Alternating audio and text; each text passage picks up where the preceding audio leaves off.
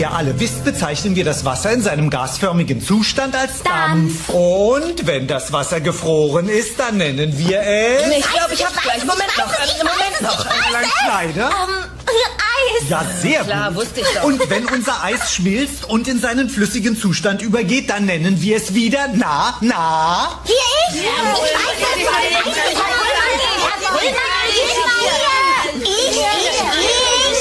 es. Wie wär's mit dir, Charlene?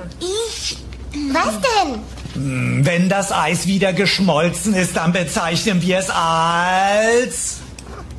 Tut mir leid, keine Ahnung. Tut mir auch leid. Bitte um Entschuldigung, dass ich dich gestört habe. Macht ja nichts. Lalala. Na schön, das war's dann für heute. Was wollen wir als Hausaufgabe nehmen? Oh, ich habe eine Idee. Wir versuchen heute mal etwas völlig anderes. Wäre ja möglich, dass das sogar Fräulein Sinclair vom Hocker reißt. Na schön. Denn ich möchte, dass sich jeder von euch selbst etwas Originelles einfallen lässt. Etwas Neues, Aufregendes über die Welt, in der ihr lebt. Etwas, woran bis jetzt noch niemand gedacht hat. Ah, Sie haben wohl schon einen spannenden Beitrag, Fräulein Sinclair? Ja, ich kapiere nicht. Wir müssen uns selbst irgendwas einfallen lassen? Ja. Wäre es nicht viel besser, Sie sagen uns wie üblich genau, was wir machen sollen? Zum Beispiel, baut ein Modellboot, schreibt ein Gedicht über Küchenschaben. Fräulein Sinclair, ich glaube, ein klein wenig fantasievolles Denken wird Ihnen sicher nicht schaden. Naja, schon, und wenn du keinen Wert darauf legst, diese Klasse im nächsten Jahr zu wiederholen, dann setz mal schleunigst deinen Denkapparat in Gang und überrasch uns mit einer eigenen, aufregenden, absolut neuartigen Idee. Absolut neuartigen Idee. Absolut neuartigen Idee. Absolut neuartigen Idee. Charlene? Fräulein Sinclair, schnell holt den Notarzt!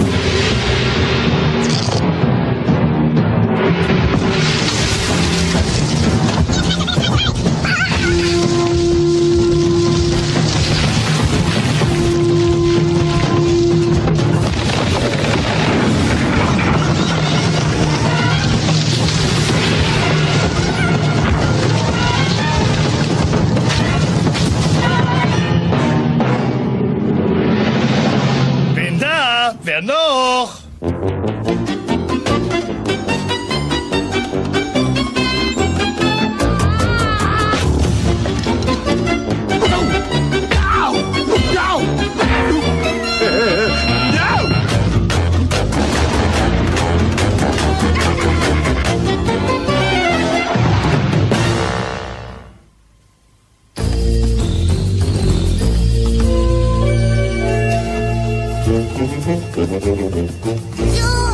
Alles fertig.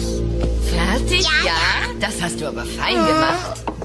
Sieh mal, was dein begabter Sohn gemalt hat. Das ist bestimmt das wunderschönste Bild, das du jemals gesehen hast. Ja, wunderprächtig. Es ist sehr wichtig, dass man ein Kind ermutigt.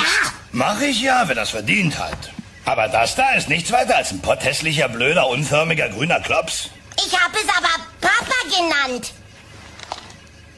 Wir werden dieses schöne Bild von Papa hier am Kühlschrank festmachen. Du musst mir mal was für die Schule unterschreiben. Geht klar. Hast du es gelesen? Tja, na fein, dann sehen wir uns die Sache hier mal an. Gut. Bitte befreien Sie Charlene Sinclair von ihren Hausaufgaben, weil sie krebsmäßig nicht fähig ist, diese Aufgaben zu machen. Vollkommen klar? Ja. Charlene ist aber wirklich intelligent genug, um mit jeder Hausaufgabe fertig zu werden. Ach, hör auf, mir brauchst du nichts vorzumachen. Ich hab den Durchblick.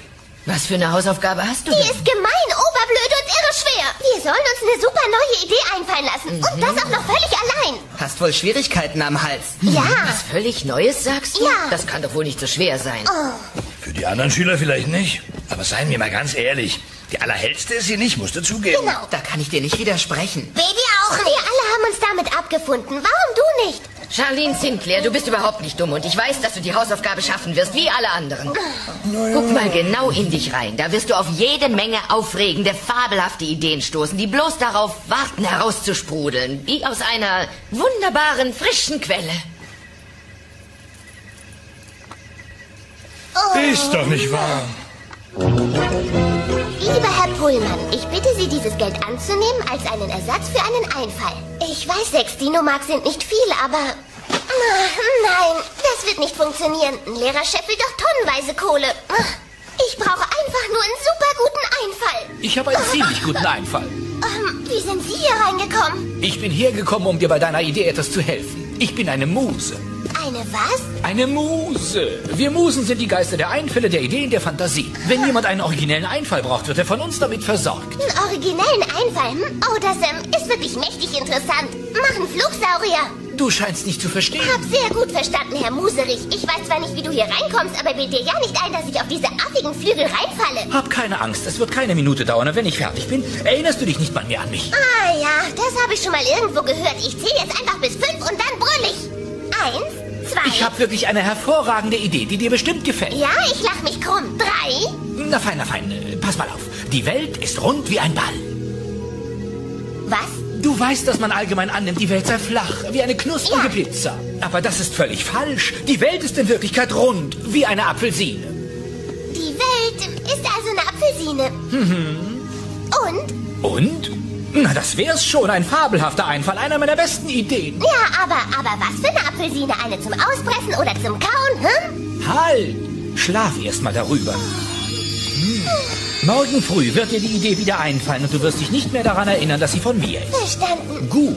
Ich muss sagen, ich hatte damit gerechnet, dass du das Ganze ein wenig schneller begreifst, Kopernikus. Was? Ich heiße aber nicht Kopernikus. Ich bin Charlene Sinclair. Was? Du bist nicht Kopernikus? Ich bin nicht im 16. Jahrhundert in Polen? Du meine Güte, ich hab's vermasselt. Charlene Sinclair war für ein Fleischpralinen-Rezept vorgesehen. Nichts wie weg.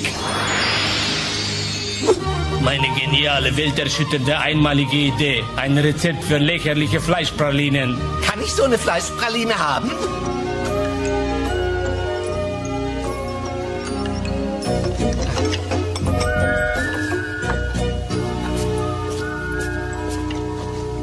Bin fertig, hier. Oh, das ist aber schön geworden. Und wo hängst du das Bild auf? Oh, keine Ahnung. Am Kühlschrank ist gar kein Platz mehr. Musst du ihm noch einen Kühlschrank kaufen. Problem gelöst, ich mal weiter. Geschafft. Die geht wieder. Nun dreh mal die Sicherung rein. Bin schon unterwegs. Guten Morgen alle zusammen. Guten Morgen, Charlene. Na, wie steht's mit der neuartigen Idee? Die einzige Idee, die ich hatte, heißt die Schule abbrechen, mein Leben vermurksen, mich als absolute Vollnull lächerlich machen. Weißt du was, Schatz? Die Idee ist nicht neu. Die haben vor dir schon andere gehabt. Es ist immer noch Zeit, bis die Schule anfängt. Vielleicht kann ein kräftiges Frühstück Wunder bewirken. Ich backe Fleischfladen. Nein, danke, Mama. Ich werde mir nur eine Apfelsine nehmen.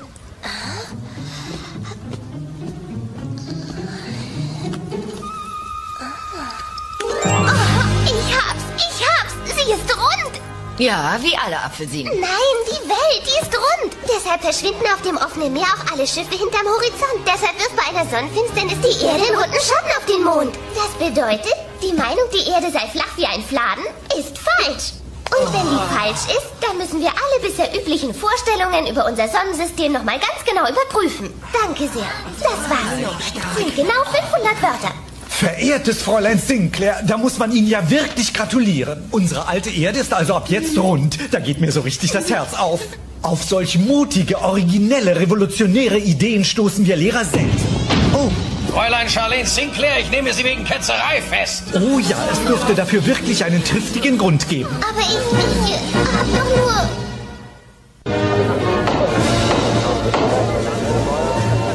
Ruhe im Gerichtssaal! Absolute Ruhe! Also schön. Dann führen Sie mal sofort den nächsten verbrecherischen kriminellen Übeltäter vor. Übeltäter, euer Dino Ehren. Oh je, ist es mir wieder rausgerutscht. Ja, ich meine selbstverständlich den nächsten Angeklagten. In Sachen der Stadt Pangea gegen Fräulein Charlene Sinclair. Dabei lautet die Anklage auf Ketzerei. Sagt Sie eben Ketzerei? Stimmt, euer Dino Ehren. Es geht um das vorlaute Mädchen, das behauptet, unsere Erde sei rund. Ein gewaltiger Schlag ins Gesicht aller Werte, die unsere Dinokratie zusammenhalten. Die Welt rund wie ein Ball. Absolut abstoßend. Ohne Ehrfurcht fürs Altbewährte. Schuldig gesprochen. Aber Herr Richter, Sie dürfen das Urteil erst nach der Verhandlung fällen. Aber dann fangen Sie doch mal mit der Verhandlung an. Ich bin nämlich schon einen Kilometer weiter als Sie. Sie ist immerhin noch ein Kind, Earl. Wie ist sowas denn nur möglich? Oh, lass mich mal kurz nachdenken, Fren. Einer von uns beiden war doch gegen die Idee mit den neuen Ideen und einer von uns beiden war dafür. Und wenn ich mit meiner Erinnerung nicht schief liege... Earl, man wird deine Tochter vielleicht ins Gefängnis sperren. Wir müssen jetzt nicht darüber streiten, wer von uns beiden recht hatte. Stimmt genau, Fren, stimmt genau. Das müssen wir nicht. Recht hatte ich. Da ist diese heutige Mama! Oh, Charlene. fühlst du dich? Oh, Mamilein, es war so schauderhaft. Und schmal bist du geworden. Du bist richtig abgemagert. Ja, meinst du wirklich? Oh. Hey, pass jetzt mal auf. Ja. Ich habe einen Plan ausgetüftelt, um dich rauszuhauen, Charlene. Oh. Also, sprich mir einfach nach. Ja. Es tut mir wahnsinnig leid.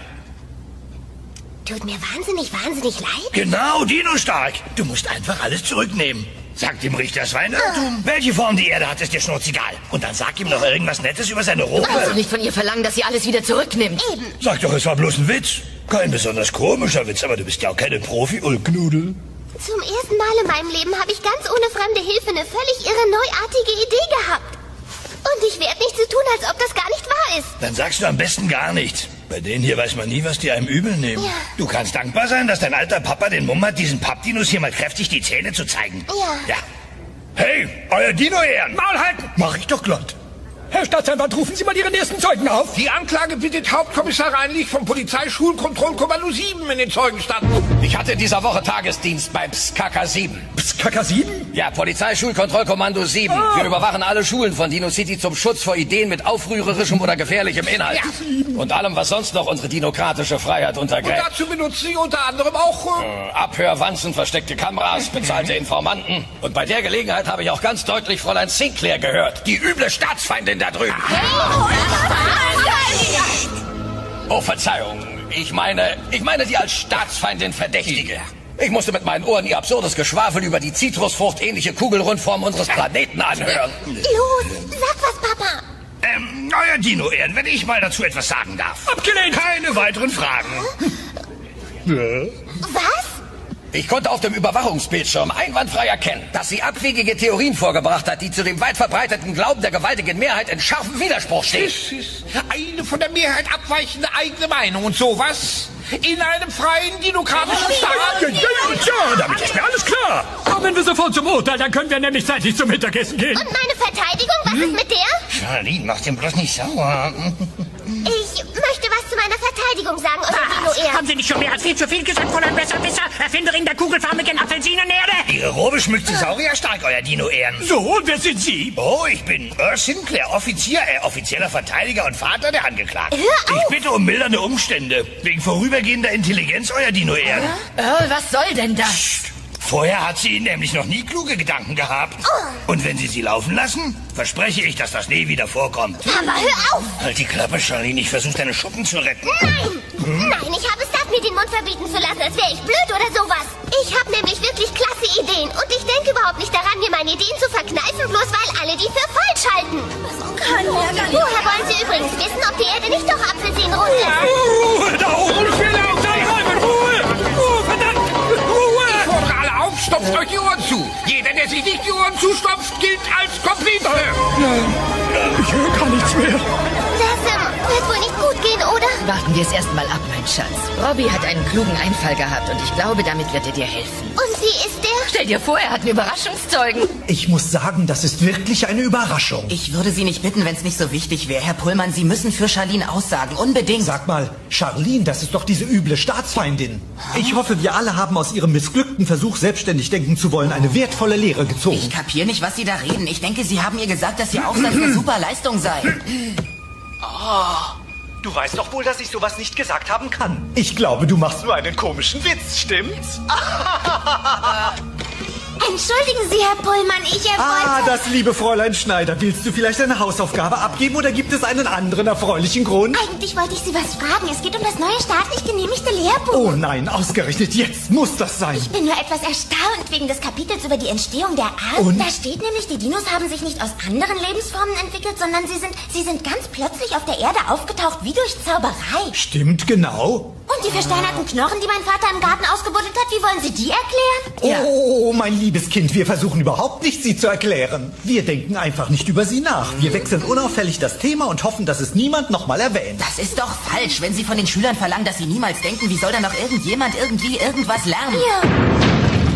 Ja. Robert Sinclair, ich nehme Sie fest wegen vorsätzlichen Denkens und wegen böswilligen Bezweifelns der überlieferten Weisheit. Toll, das war's wohl. Naja, hab's wenigstens versucht. Ja. Euer Dino-Ehren. Die flache Tellerform der Erde ist einer der überlieferten oberheiligen gesetzmäßigen Lehren der Dino-Gesellschaften. Trotzdem gibt es einige Zweifler unter uns, die noch Beweise dafür verlangen, dass unsere Erdscheibe platt ist. Schön und gut. Ja. Schreiben Sie ins Protokoll. Ich werde dafür nunmehr den unwiderlegbaren und auf ewig gültigen Beweis liefern. Ich rufe dazu einen Mann im weißen Kittel auf.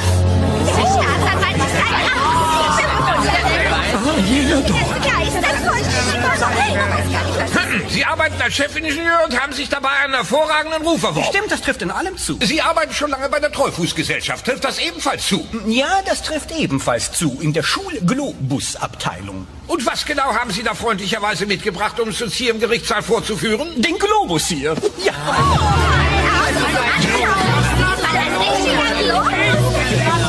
Und wir haben diese Dinger tonnenweise auf Lager. Genügt der Beweis, Fräulein? Ja? Wirklich überaus eindrucksvoll. Das war's, Fren. Nun haben wir den Apfelsinensalat. Ich frage Sie, wenn eine weltbekannte Firma wie die Treufußgesellschaft sich mit dem vollen geballten Gewicht ihrer gewaltigen Bedeutung hinter die Idee der platten Flacherde stellt? Ja, wer darf dann daran noch zweifeln? Ja, ich bin überzeugt. Schuldig, schuldig, schuldig, schuldig, schuldig, schuldig. Oh, ich liebe dieses Wort. Schuldig, schuldig, schuldig, schuldig, schuldig, schuldig. Was jetzt? Sie müssen jetzt das Urteil sprechen. Oh, ja, das macht mir auch immer viel, viel Spaß. Der Job hier wird überhaupt von Minute zu Minute immer besser. Wo ist denn mein Hämmerchen wieder hin? Verzeihen Sie vielmals. Darf ich noch was sagen? Oh, na fein, von mir aus. Was gibt's denn? Es ist soweit. Du hast noch mal eine Chance. Ja. Tut mir wahnsinnig, wahnsinnig, wahnsinnig leid. Ja, ich wollte noch sagen, dass es mir wahnsinnig, wahnsinnig leid tut, wenn ich so viele mit meiner neuen Idee beunruhigt habe. Vielleicht habe ich mich damit geirrt und die Erde ist doch Oh, flach. Fren, sieh dir doch mal den Richter an. Ich glaube fast, sie kriegt ihn rum. Wenn ich aber recht habe, Dann, man ist doch nicht wahr. darf ich etwa nicht mal laut aussprechen, woran ich glaube? Wenn jemand auf eine neue Idee kommt und die nicht aussprechen darf, kann eine Wahrheit für immer und ewig verloren gehen. Ich finde, es müsste ein Gesetz geben, das jedem garantiert, dass er auch sagen darf, was er wirklich denkt. Und es muss schnurzpiep sein, ob seine Gedanken anderen gefallen. Redefreiheit, Ja. das ist wirklich ein sehr origineller Einfall. Fren, fang du jetzt auch noch an. Deine ganze Familie gehört in den Zoo. Charlene hat völlig recht. Ja, und von heute an ist es mir wurscht, was ich für Ärger kriege. Ich sage, was ich denke. Und kein Dino darf mir deswegen das Maul verbieten. 5 Jahre Strafarbeit in der Treufuß-Globus-Abteilung. Nun ist mir ganz plötzlich der Faden gerissen. Das wäre jetzt wohl genau der richtige Zeitpunkt für eine von deinen berühmten, fantastischen Ideen. Ja, euer Dino-Ehren. 5 Jahre Treufuß-Schulglobus-Abteilung, da können Sie uns beide ja gleich zum Allerschlimmsten verknacken. Naja, sie hat schon bessere Ideen gehabt. Zum Allerschlimmsten. Gefällt mir. Prächtiger Einfall. Hiermit verurteile ich euch beide zum Allerschlimmsten. Ja, das ist eine oberblöde Idee, das habe ich ja gewusst. Aber dass die so oberblöde sind... Charlene, was hast du dir bloß dabei gedacht? Ihr müsst mir jetzt nur vertrauen. Ihr könnt mir glauben, es wird alles halb so schlimm. Ich habe da noch eine Idee. Mann, nun fängt das schon wieder an. Mama, vertraust du mir? Das möchte ich wirklich gern, mein Schatz. Euer Dino-Ehren, darf ich vielleicht kurz mal einen neuen Vorschlag wegen der Strafe machen? Aber ja, deine Strafvorschläge gefallen mir. Los, nur mal raus damit. Danke, euer Dino-Ehren. Ihr wollt wohl verreisen? Ja, wir verreisen. Hier habe ich für dich gemalt. Danke, mein Kleiner. Wann kommt ihr wieder, Sie werden ganz schnell wieder hier sein, mein Schatz. Stimmt, genau, das kannst du mir glauben. Sie sind im Handumdrehen wieder bei uns. Hör auf, wein nicht. Charlene hat doch einen Plan. Und ich habe volles Vertrauen zu ihr. Aber ja, Charlene hat einen Plan. Das Leben unserer Kinder hängt am Zwirnsfaden, aber Charlene hat einen Plan. Herr Fein, ich knall mich ganz gemütlich in meine Hängematte, weil ich überhaupt keinen Grund zur Aufregung habe. Hast du Käfig im Hirn? Papst, keinem von uns beiden passiert etwas. Hast du überhaupt kein Vertrauen zu mir? Es wird jetzt allmählich Zeit, dass wir uns an die Vollstreckung des Urteils machen. Charlene und Robert Sinclair, hiermit werden sie auf ihren eigenen Wunsch dazu verurteilt, beide vom Rande unserer flachen, pizzaförmigen Erdscheibe in die darunterliegende absolute Leere des Jenseits hinabzuspringen. Wir sind bereit. Ach, mein Mädchen. Ach, Papa. Gehen wir. Ja, auf bald. Macht's gut. Oh.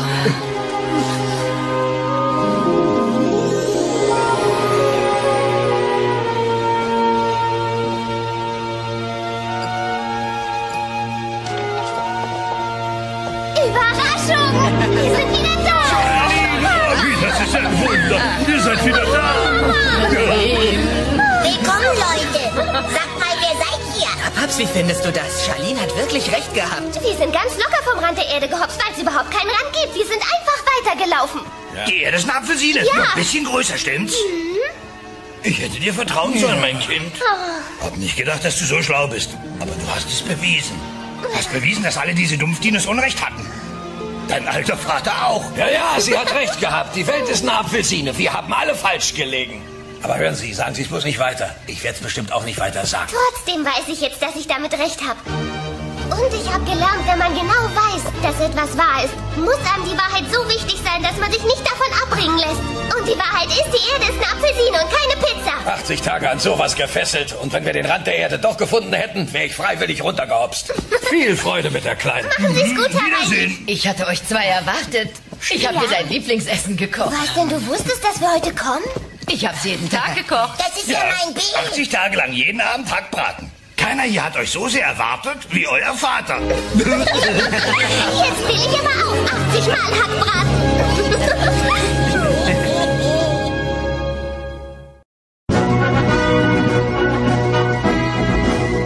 Hab null Bock darauf. Du musst mitkommen. Was soll ich bei so einem stinköden Campingtrip? Red kein Müll, das ist die obergroße Jagd. Da wird überhaupt nicht gejagt. Was soll der Schwachsinn? Schwachsinn, das ist ein uralter Brauch, den wir von unseren Vätern geerbt haben. Wir Dino-Männer feiern die gute alte wilde Dschungelzeit und können endlich mal unsere schlummernden Jagdtriebe austoben. Mit Feinfrost-Tiefkühl-Appetit-Äffchen-Gulasch? Ehrwürdiges Feinfrost-Tiefkühl-Appetit-Äffchen-Gulasch. Hör mal, Papa, jetzt sind wir zivilisierte Dinos. Von wegen wild, wir haben diesen primitiven Quatsch längst hinter uns. Ist alles nur eine lahme Ausrede für einen Campingausflug. Das ist eine überlieferte feierliche Dino-Sitte. Und in diesem Jahr ist die Sitte oberfeierlich, weil dein Vater von seinen Stammesbrüdern zum großen Häuptling bestimmt worden ist. Endlich darf ich mal den mächtigsten und wildesten aller wilden Oberkrieger spielen. Ha, ha, ha, ha. Dein Pulli, wilder Häuptling, hat die Handschuhe rangenäht, damit du sie nicht wieder verlierst. Vielen lieben Dank. Du kapierst wenigstens, wie wichtig alte Bräuche sind. Kannst du deinem Sohn mal verklickern, was die große wilde Jagd für uns bedeutet? Naja, soweit ich weiß, ist es sowas wie ein Campingausflug. Aha. Ihr habt nicht den blassesten Schimmer. Das ist ein mächtig aufregendes Erlebnis und nur ein Dinomann wie ich kann das begreifen. Der Wald ruft, alter Freund. Dein Häuptling grüßt dich, Tapferjäger. Ra, ra, ra, ra, ra. Sind denn die anderen wilden Jäger auch schon hier? Ja, aber Sidman, der muss unbedingt noch seinen Taschengrillofen einpacken. Buggedi, buggedi, buh. Lalala, hab ihn waldfein gemacht. Mimi hat mich übers Wochenende eingeladen. Dann mach ich mal den Flugsaurier. Ja, nur schade. Willst du wirklich nicht hier bleiben? Monika und Lena werden nachher rüberkommen, dann sind wir Frauen ganz unter uns. Weißt du, Mama, ist wirklich eine Dino-starke Idee. Echt, so eine Frauenrunde finde ich ganz unterhaltsam. Nur wenn ein paar Jungs dabei wären, wär's noch unterhaltsamer. Mach's gut. Ich marschiere jetzt ab. Ach, viel Spaß beim Campingausflug. Das ist eine uralte Tradition. Trotzdem viel Spaß. Na, und du, mein Schatz? Was ist mit dir? Freust du dich schon auf den Ausflug? Ja, will auch ein oberwilder Jäger sein. Wenigstens einer meiner Söhne will ein echter Dinomann werden. Ach, hör doch auf mit dem Schotter. Na, ist denn dein Rucksack schon gepackt? Ja, und wo ist Mamas Rucksack, hä? Mama geht nicht mit. Mama geht nicht mit, finde ich doof. Keine Bange, wir werden uns sauermäßig amüsieren. Will nicht mit ihm allein sein. Und sei bloß nicht so hart mit ihm. Er ist doch noch ein Baby. Mach dir mal keine Sorgen, Fren. Er geht weg als ängstliches, verhätscheltes Kind, aber er wird als Mann zurückkommen. Ah. Mama, will aber kein Mann sein. Will nicht hinein, Oberdoof, Mama. Sind Sie wirklich weg? Ja. Wunderbar, dann kann ich ja mein Korsett ausziehen. Aus dem Weg. Oh, Mutter.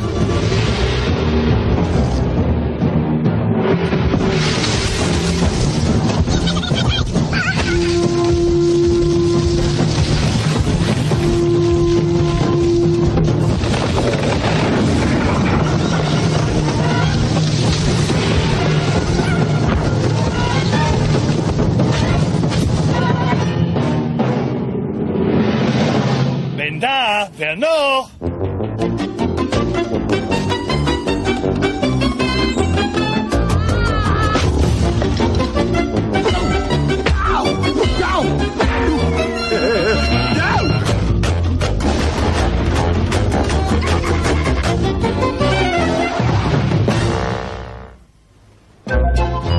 So, Jungs, hier ist das Plätzchen, wo wir unser uraltes Fest feiern werden. Ich glaube, viel feierlicher kann es überhaupt nirgendwo sein. Ist hübsch hier. Unser Friedli. Donner. Tja, endlich mal wieder draußen. Also dann, als Häuptling der wilden Dino-Jäger habe ich das Sagen und ich sage, fangen wir mit der uralten Zeremonie an. Punkt 1. Ja, Wo ist meine Kühltasche? Oh, Robby! Welcher Teil der Zeremonie soll das sein, Papa? Der uralte Wilde braucht den Sohn zum Packesel zu machen, hm? Nein, Irrtum.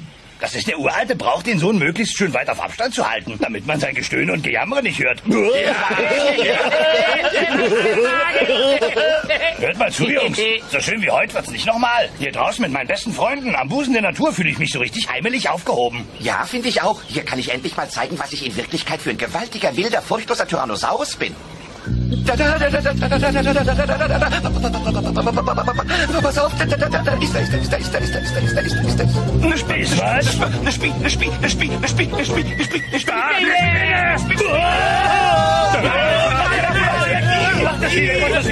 Hey, habt euch nicht so. Die dicke, fette Mörderspinne hat sich aus dem Staub gemacht. Ihr könnt euch beruhigen, ihr tapferen Jäger. Hast gerade noch mal Glück gehabt, alter Freund. Wisst ihr was? Stimmt, was die im Fernsehen immer sagen. Wenn du mal der Gefahr ins Auge guckst, veränderst du dich total. Ich fühle mich plötzlich irgendwie voll ruhig. Ganz ehrlich. Und auf einmal habe ich so ein merkwürdiges Verlangen nach Leben. Darauf kann ich nur sagen, ein Bier. Genau. Und schon kommt die erste Ladung voll angerollt. Hä? Das ist kein kaltes Bier. Das ist kalter Kaffee. Was? Pangeas Bio-Dino-Krönung? Sowas können wir doch nicht trinken. Wo zum Donner ist das Bier? Wo kommt denn bloß das ganze Dino-Pilz her? Frag nicht so viel, freu dich. Mutter? Die Welt steckt voller Geheimnisse und Wunder, mein liebes Kind. Und ich bin ein wandelndes Wunder. Komm, gib mir eine Büchse rüber. Na sowas. Ich habe schon ewig keinen Dino-Pilz mehr getrunken. Danke. Was meinst du, Fran? Teilen wir uns eine Büchse? Ein Dino-Pilz in Ehren kann niemand verwehren. Ist Ja. gute Entspannung. Und du, Lena? Oh, Sid hat es nicht so gern, wenn ich Dino-Pilz trinke. Er sagt immer, das ist nichts für eine Dame. Na, hör mal, wenn Sid es schafft, so wie du ein Ei zu legen, das doppelt so groß ist wie dein Kopf, dann kannst du ihn mal fragen, was gut ist für eine Dame und was nicht. Gib mir einen Dino-Pilz. So, Männer, jeder auf seinen Platz. Und? Sind unsere Jägerbrüder alle da? Ja. Alles klar. Prächtig. Und wo ist unser oberwildes Monster? Hier, wer macht mir den Reißverschluss zu? Ich. Und du, Jagdbruder Robby, liest du uns aus dem Buch der Dino-Legenden Ja, du vor? liest uns was. Klar, ich mache alles, damit ich diesen Müll bald hinter mir habe. Ja. Endlich hast du es begriffen. Also dann, hiermit ist die große wilde Jagd eröffnet. Los. Vor langer, langer Zeit, als die Erde noch jung war und die wilden Dinosaurier in gewaltigen Rudeln das Land durchstreiften, lebte dort ein Dino-Häuptling. Er war mächtig gefährlich. Ich bin Earl. Ein mächtiger wilder Jäger, der gefährlichste von allen. Aha. Von mir aus, also eines Tages hörten der mächtige Häuptling und seine weniger mächtigen Jagdbrüder weit entfernt den Klang von Trommeln. Da! Bum, bum, bum. Bum, bum, bum. Das konnte natürlich nur eins bedeuten. Das furchtbarste und allerwildeste Geschöpf auf der Welt musste sie entdeckt haben und war auf dem Weg zu ihm. Es war das Monster mit den glühenden Augen und den messerscharfen Zähnen. Brüll, jetzt komm ich. Hab Angst, flüchtet von mir. Nein, noch nicht. Warte. Oh, tut mir leid. Die Dinosaurierfrauen hörten die Trommeln natürlich auch. Und wie es der Brauch in solchen Augenblicken vorschreibt, verloren sie hilflos den Kopf. Sie bekamen nervlich bedingte Anfälle von Schweißausbrüchen und fingen hysterisch an zu schreien. Ein Schrott! Wo ist der Ätzend. Aber die Dinosauriermänner waren unglaublich stark und mutig. Sie ergriffen ihre spitzen Speere und marschierten in die Wildnis, um das gefährliche Monster zu erledigen. Sie hörten es schon grässlich brüllen. Tut mir leid, wenn ich euch erschreckt habe. Ich habe mich noch nie so entspannt gefühlt wie heute. Ja, wenn die Männer nicht da sind, muss man ihnen nicht dauernd hinterherräumen. Keine Wäsche, keine schmutzigen Windeln, kein warmes Essen. Ich glaube, daran könnte ich mich glatt gewöhnen. Siehst du? Und sich faul auf dem Sofa lümmeln. Überhaupt nichts tun und nur an sich selbst denken. Ich komme mir schon fast vor wie ein Mann. Was machen die Männer sonst noch? Sie kratzen sich dauernd die Schuppen. Muss ich auch mal probieren. Oh, so übel war das gar nicht. Was tun die sonst noch? Warte, sie stopfen sich mit Fleischkringeln voll und sehen dabei fern. Dann schalt die Kiste mal an. Gut. Was für eine aufregende erste Halbzeit. Die beiden Mannschaften spielen in einem Tempo, das die Schuppen scheppern. So muss Fußball sein. Rasant und Fußball? spannend. Bloß nicht. Nicht so hastig. Seht doch mal die aufregenden Trikots. Ja, die Farben stehen den Jungs gewaltig gut. Ach, vergiss doch die Farben. Ich find's viel aufregender, dass die Trikots so stramm sind. Nachdem sie viele, viele Tage durch den dunklen, furchterregenden Wald gewandert waren, wussten die tapferen Jäger, dass sie kurz vor dem Ziel standen. Der faulige Mundgeruch des Monsters stach ihnen in die Nase. Tut mir leid, meine Freunde, aber an dem Appetitäffchen-Gulasch war so viel Knoblauch. Das gibt's Ist nicht. doch nicht wahr. Und Zwiebeln.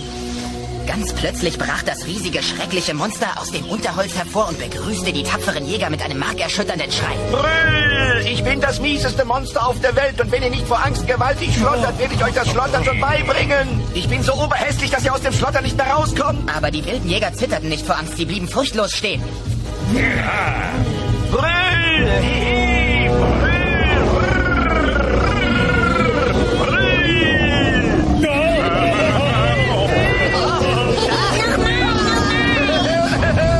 Habt wohl die große Flatter gekriegt, weil ihr solche Angst vor mir habt. Brüll! Starkes Kostüm, gefällt mir. Ah, ein Monster! Ein Monster! Ein Monster!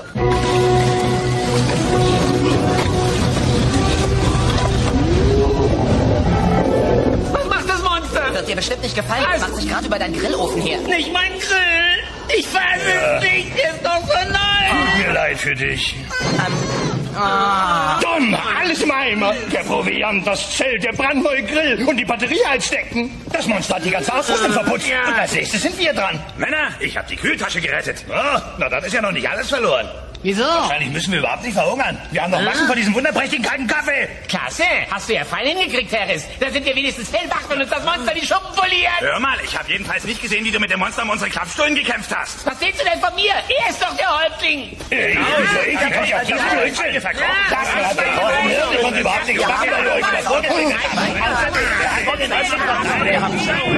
Hallo Monster, kann ich Sie? Du mich auch? Jungs, sieht mich nicht hungrig aus. Meine Hand und wir sind alle weg. Los, wir gehen dem Roy. Ich schieße und jetzt zieht. Ich habe noch ein Stück Rattenhartwurst. Die können wir ihm geben. Spitzenidee, mein Junge. Da! Ja!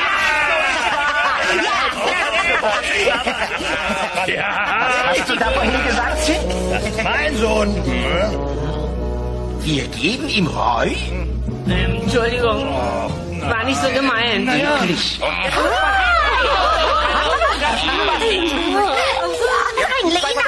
doch auf, du kannst ihn nicht beladen. Was hab ich doch gesagt? Mädchen ist doch lustig. Da, seht mal, die schmeißen Knallfrösche. So viel zum Fußball. Wir melden uns nach der Werbung wieder. Hör mal, auf dem Dino-Sportkanal gibt's gleich ein Traktorenwettrennen. Nein, nein, schalt lieber wieder um, da gibt's Ringmeisterschaften. Ich möchte mir die Jungs in den Turnanzügen ansehen. Ja, genau. Ja! Ich liebe es. Baby, es ist wieder da. Ja! Ein fetter Mastodonbraten mit 6 Pfund Speckstücken. Lecker. Und dazu gedünstete Kokosnussstücke direkt aus dem Ofen. Und zwischendurch Pflaumenhefeteig. Der braucht nicht mal gebacken zu sein. Kartenplätzchen mit knackigen Banden. Ich halte das nicht mehr aus. Seit 18 Stunden sind wir fest. Wenn die nicht sofort was zum Beißen kriegen, dann fresse ich dieses alberne Kostüm auf. Das kann ich euch versprechen.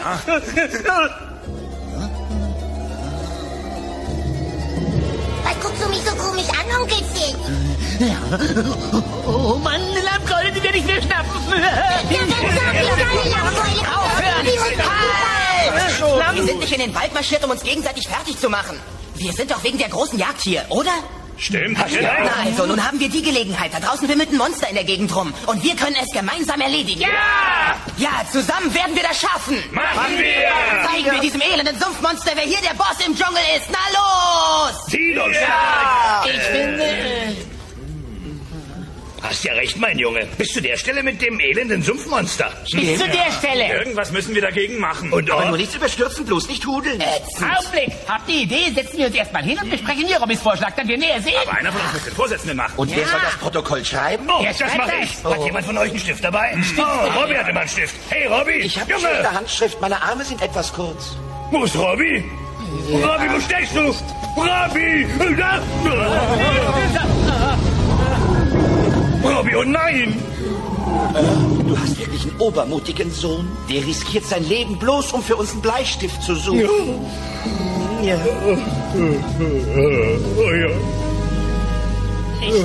Denk nicht zu viel darüber nach, alter Freund. Vergiss, dass das eklige Monster sich deinen Sohn geschnappt hat. Hoffentlich hockt es nun nicht gemütlich da draußen und knabbert in aller Ruhe Robbys Knochen ab. Oh Mann, ich krieg einen wahnwitzigen Kohldampf. Oh, mein Junge! Papa, da bin ich wieder. Und ich hab was zu futtern für uns. Oh, Mein Robbychen! Ja, es war der Oberhammer. Passt mal auf. Ich stand allein im Urwald rum und hatte nur meine Hände und die spitze Stange hier. Ja, muss richtig aufregend gewesen sein, aber erzähl uns das lieber beim Essen. Nein, das war so abgefahren, ich muss es gleich loswerden. Ich habe mich auf meinen Jagdinstinkt verlassen und schlich mich an die Beute ran, so wie es unsere Urväter getan haben. Ja, und dann habe ich erstmal genau gepeilt, habe mein Ziel genau ins Auge gefasst und habe es dann glatt voll getroffen. In diesem Augenblick habe ich gewusst, ich bin ein wahrer wilder Jäger. Ja, Dino. Könnt ihr euch vorstellen, was das für ein saurierstarkes Gefühl ist? Naja. Weißt du, Klar, denn ich habe nämlich auch schon mal sowas erlebt. Da war eine Säbelzahnmaus. Da hieß es auch entweder sie oder ich. Starke Geschichte, wir sind stolz auf dich, aber jetzt wird erstmal gefuttert. Ja, wir futtern. Hey. Was gibt's zum Nachtisch? Mann, Nun wartet doch mal, hey, wartet, regt euch ab, alles klar? Habt ihr denn gar nichts geschnallt? Ich bin in den Urwald gestiefelt und habe meine Beute mit links erwischt. Wir haben alle noch diesen Jagdinstinkt in uns. Wenn wir zusammenhalten, dann werden wir auch dieses Sumpfmonster schaffen. Nein, das werden wir nicht schaffen. Warum nicht? Was habt ihr denn plötzlich? Manschetten. Muffensausen. Gewaltig kalte Füße. Aber sind wir nicht genau deswegen hergekommen? Wir wollten den wilden, primitiven Dino in uns mal rauslassen. Weißt du, ich weiß nicht, ob ich das alles so weiß. Aber wir sind, wie du weißt, immerhin Dinosaurier, deshalb schlummert in uns auch was mächtig Wildes. Doch heute sind wir eher zivilisiert und deshalb schlummert in uns auch sowas wie ein Riesenschlaffi. Trotzdem müssen wir Männer dauernd beweisen, dass wir Männer sind. Richtig. Ja, genau. Klingt gar nicht mal so blöd, was Robby da eben gesagt hat. Das sind wahre Wörter. Dahinter steckt die brennende dinosophische Frage, wann ist ein Mann ein Mann? Du sagst Mann, wir haben ja noch tonnenweise Kaffee. Ich werde uns mal eine frische Kanne voll Ah, auffüllen. gute Idee. Ja. Wisst ihr, wir dinosophieren und dabei trinken wir ein kräftiges Tässchen. Irgendwie habe ich das dumpfe Gefühl, dass ich es bis jetzt nicht geschafft habe, ich selbst zu sein. Ich bin überhaupt nicht der Roy, der ich sein will. Ich verstehe dich total. Ich auch. Jungs, ich möchte auch was dazu sagen. Sag uns alles. Also, ich wäre am liebsten ein mächtig wilder Dino. Ich möchte monatelang allein durch den Urwald marschieren. Prima. Aber ich traue mich nicht. Ja und? Ich kann nämlich meinen Videokasten nur für 2 Wochen programmieren. Na, noch ein Tässchen Kaffee? Nein, vielen lieben Dank. Denkt daran, das Sumpfmonster ist immer noch da draußen. Robby, vielleicht ist es aber viel wichtiger, dass wir uns erstmal mit dem Monster beschäftigen, das in uns drin ist. Das ist Dinosophie. Wisst ihr was? Ich find's ganz wunderprächtig. Endlich trauen wir uns mal, unsere Gefühlskiste aufzumachen. Und das ist sehr gut so. Stimmt. Und manchmal glaube ich beinahe fast, dass in einem Dino-Mann auch ein Stückchen von einer Dino-Frau drin steckt. Und umgekehrt natürlich auch. Spielen wir eine runde Fingerhacke? Ach, Mutter, nicht schon wieder. Dann eben nicht. Du, Fran, kannst du mir noch ein Pilzchen rüberreichen? Ist schon unterwegs. Gut gefangen. Wisst ihr, Kinder, gerade muss ich an Earl denken. Ja? Der Mann schafft es doch immer wieder mit Überzeugung, irgendwelches oberidiotisches Zeug von sich zu geben. Ja. Und ich höre auch noch geduldig zu. Dabei würde ich ihm zu gern den Ton abdrehen. Ich glaube, ich fange an, ihn zu vermissen. Prinzip hat auch nicht viel im Kopf. Nein? Soll ich dir mal ehrlich sagen, warum ich ihn geheiratet habe? Er hat so ein knackiges Heck. Ich möchte mal wissen, was diese Tropfnasen gerade machen. Kann mir lieber vorstellen, was die so treiben. Die hopsen Splitterpudel nackt durch den Urwald, führen idiotische Tänze auf und stoßen wilde Urschreie aus. Aufregend. Also worauf warten wir eigentlich noch? Na los, Mädchen, die holen wir uns. Los, auf zur großen Jagd! Kumbaya, Kumbaya. Hier sind aber auch klasse Koordinos. Ist irgendwie so feierlich aufs Herz. Wenn ich dran denke, wie wir in dieser Höhle gelandet sind, kriege ich jetzt noch rote Ohren, weil ich nicht so oberidiotisch bin. Oh Mann. Ach, das kann ich doch nicht wieder bei dir, Mann. Oh nein, das Monster ist wieder gekommen. Ich will wieder nach Hause. Ich will auch wieder nach Hause, aber zu dir.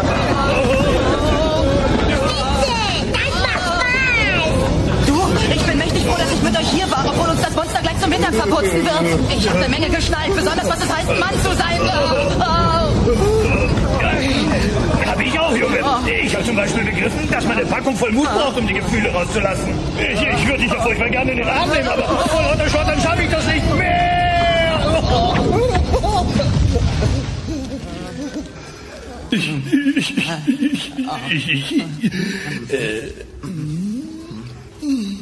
Da sind sie ja. Und wir sind hier. Mama! Brandy! Und was ist mit dem Monster passiert? Dem Monster? Ach, du meinst den Burschen, der da draußen so rumgeholt Mutter hat ihm hat? einen Schwanzschlag verpasst. Und wir alle haben ihm dann den Rest gegeben. Wirklich?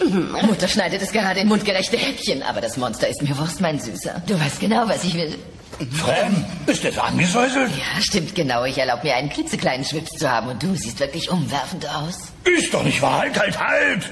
Bin doch kein Fernseher, den man einfach so an- und ausknipst. Ich muss jetzt erstmal mein Nervenkostüm wieder aufbügeln. Zieh mal deine Hände aus, komm. Darf doch mal sehr bitten, ja? Hab mächtig was dagegen, wenn du den anderen meinen nackten Bauch zeigst. Ich habe auch innere Werte zu bieten und ich erwarte von dir, dass du auch mal daran denkst. Oh. Von mir aus, Earl. Dann denke ich auch mal daran. Vielen lieben Dank. Also, vor der Höhle liegt ein saftiger Monsterbraten rum. Am besten du bringst ihn nach Haus, grillst den Braten, machst eine Soße und servierst ihn zum Abendessen. Und nach dem Abwasch hüpfst du in die Badewanne und machst dich ganz besonders hübsch für deine kleine Franny. Komm, wir gehen, Lena. Machen wir. Wir sehen uns zu Hause, Earl. Sid, ich bleib auf, bis du kommst. Klemmst aber ganz schön unter Pantoffel. Ach, das wird sich erst noch zeigen. Irgendwie habe ich so das komische Gefühl, wenn ich nachher zu ihr nach Hause komme, werde ich mal wieder meine grässliche Migräne haben. Oh!